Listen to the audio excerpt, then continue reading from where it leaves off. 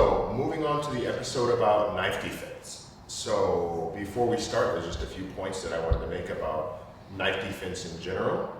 As I'm speaking, I'm sure our instructors here will have a few things to say, so they'll probably jump in as well. But in general, when it comes to any kind of a knife defense, and I've said this in my other self-defense series, How to Defend Yourself in a Fight, or How to Defeat Dudes, as it's called in other media, there's no such thing as a winner in a knife fight. Anytime you engage someone with a knife, you're going to get cut, just beyond a doubt, just because it's really, really quick. A lot of the times people don't even realize that, when someone's coming at them with a knife, they just see them coming at them, and they don't even know that it's a knife in their hand. Even if you block it, chances are you're going to be getting cut on your arms or whatever. You try to take whatever you can on your extremities to protect your vitals, but you're just going to get cut and you're going to be bleeding a lot. So obviously you're going to want to end things as quickly as humanly possible. And also beyond that, before even engaging, of course you want to try to diffuse the situation as fast as humanly possible, as fast as you can. Or if you can, get absolutely anything between you and that other person and that knife. That means if there's a chair in the room, then throw the chair at them. Or just grab the chair and then use the chair to keep them at bay. If there's anything that you can grab to put over your hands, like even like a pair of shoes or something. Shoes can work well because they have rubber soles, which is harder for knives to cut through. But just anything that you can do to just create some kind of distance between you and that blade so that it doesn't get within striking range of your body, because you're going to be cut and you're going to be bleeding. So just do whatever you have to avoid them even getting near you if you can. Okay. So do you guys have anything else that you'd like to add into that? Yeah, just like Chuck was saying, knife fights it's upwards of about 90% of people that are involved in a knife fight, they don't even know they get stabbed until after the fight. Your emotions are going, your adrenaline's pumping, and you won't even know you get stabbed until the end. Most people equate getting stabbed to just getting punched. That's all you're gonna feel. And then afterwards, you're gonna look down and see you have a bloody shirt or bloody pants or whatever. The thing about a knife is, I don't need to, have extra ammo. I don't need to reload it. It's just very fluid. I can sit here, stab, slash, and do what I want as rapidly as I can. And that's the danger of a knife fight. Yeah, as Cedric and I were talking earlier about this, another point that he mentioned is that with when you're dealing with guns are one directional. So you point them at one person at a time. But in a closer situation with knives, they can just swing wildly, and it doesn't have to be pointed at anything. They can just be swinging and just going nuts, and just do all kinds of damage.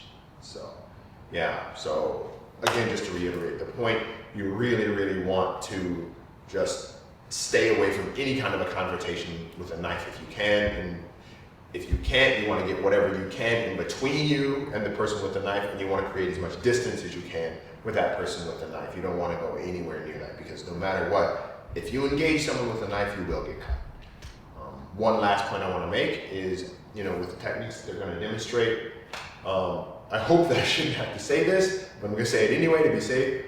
Please do not try these with any kind of a serious edged weapon, okay? Do not try any of these techniques with a sharp knife, okay? Especially as you're learning, and actually even after you get good, just the knife that we're gonna be using, you just have it on you.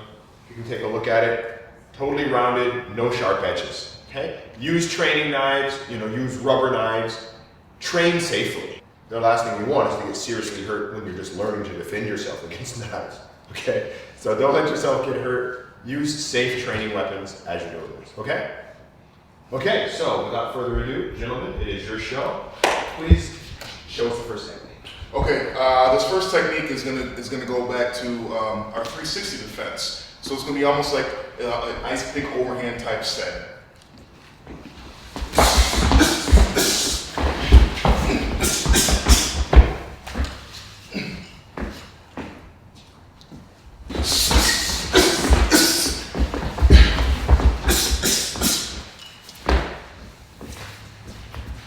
So this goes back, like I said, to our 360 defense. Like I said before, I can teach you one defense, put in 100 different scenarios, and it's gonna stay the same. It doesn't matter what Justin has in his hand. It could be a knife, a rock, a baton, a screwdriver, it doesn't matter. I don't have time to sit here and analyze it. I think that's a knife. You don't have time for that. So as soon as I see his hand come up, I'm exploding in. Okay? Then from here, I'm going to reference point 1, delivering blows to his groin.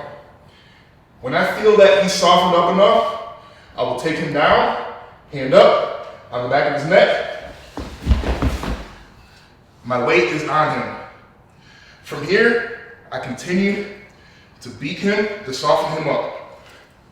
Okay, Cedric, with those strikes, those initial strikes, are those going to the groin or are they going to the side of his head? Where are you striking for with those hammer fists I'm seeing? With these, I mean, if you can reach your groin, you can reach your groin. If not, just worry about the head. Okay.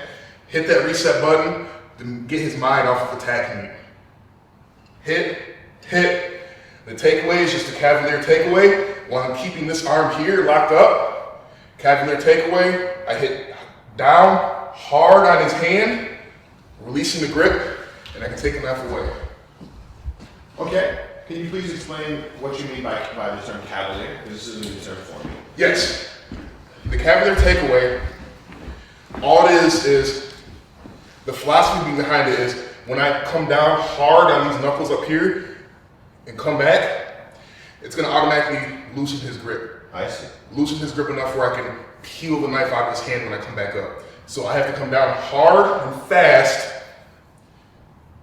Gotcha. And I also noticed that as you were doing that, that really just rocked his hand down on his wrist as well. Yes, absolutely. Right? So then you're actually getting into a little bit of the wrist manipulation as well. Correct. To take, you're applying pain here so that it loosens the grip here. Yes. Nice. There is an alternative takeaway to this. If you can't get that Cavalier Take-away or you don't feel comfortable doing it, all I'm going to do here is I'm going to take a step back away from Justin, and I'm just going to slam this on the ground and stomp either on his hand or his head. Ouch. Yeah. You want to try it, Chuck? Absolutely. All right. Okay. So from here, okay, we're going to go back to that 360 defense. Everything, boom, boom.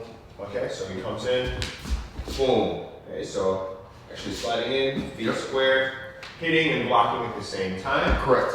Okay, let's see. Then from there, the next step. Reference point 1. Reference point 1. That's right, with underhook. Yes. Grab. Yes. Then from there, boom, attack to the groin. Boom, attack to the groin multiple times. Right. Maybe throw a knee, whatever. Okay, then from there, next step. When he's softened up enough and you feel like you can take him down, if he's still fighting in this position, you're going to continue to basically kick him. Okay. All right. When you feel like he's soft enough to take him down to the ground, all you're going to do is this hand's going to come up. Yep, just like that. Okay, so I'm using kind of this kind of flesh blade here. Yes. To cup the back of his neck. And then watch me. All you're going to do is this. You're going to make a U. Come down and then back up. Okay. And sit him down right between your legs. Good. Now pinch, get your knees in there, keeping weight on his spine so he can't get up. Okay. So I've got, do I want my knee directly over his spine like this? I like to literally pinch his whole body in between my thighs. Okay. If you can. Okay. And then I've still got a tight grip on the arm like this. Correct. So am I using my hand or am I just using my arm strength to hold it in like You're this? using your arm strength just like that to hold it in. Okay, and then from there up, You continue to hit him. That's right. If you feel like he's fighting. Boom. Boom, I just keep hammering away at his head. Yep. Or whatever targets I can hit. Good. Then from there, I'm going to take this hand and then just strike down Uh-huh. as hard as I can with ample force, jarring his wrist down like that, so that it applies pain here to loosen that grip so I can reach in, pull away the knife. Good. Okay? And then from there, I just engage. Correct. Okay? Let me try that just one more time, please. Okay, so from here, boom, 1. Okay? Next, wrap, reference point 1. Attack 1, 2, 3, 4. As many times as it takes to soften him up. From there, hand up. I use the fleshy blade, back of his neck, and then from there I make a U, spin him around, making sure I'm keeping this arm secured tightly up against my chest and not giving it any room for play. From there, I continue the attack. Boom, boom, boom, boom, down. As Cedric mentioned, pinching his body between my legs.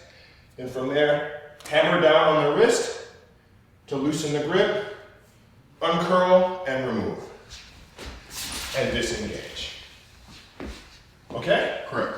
Okay. Any other comments? Feel okay?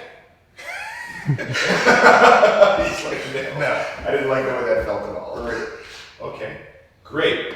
Great. Absolutely. Okay, gentlemen, let's move on to the next one. Okay.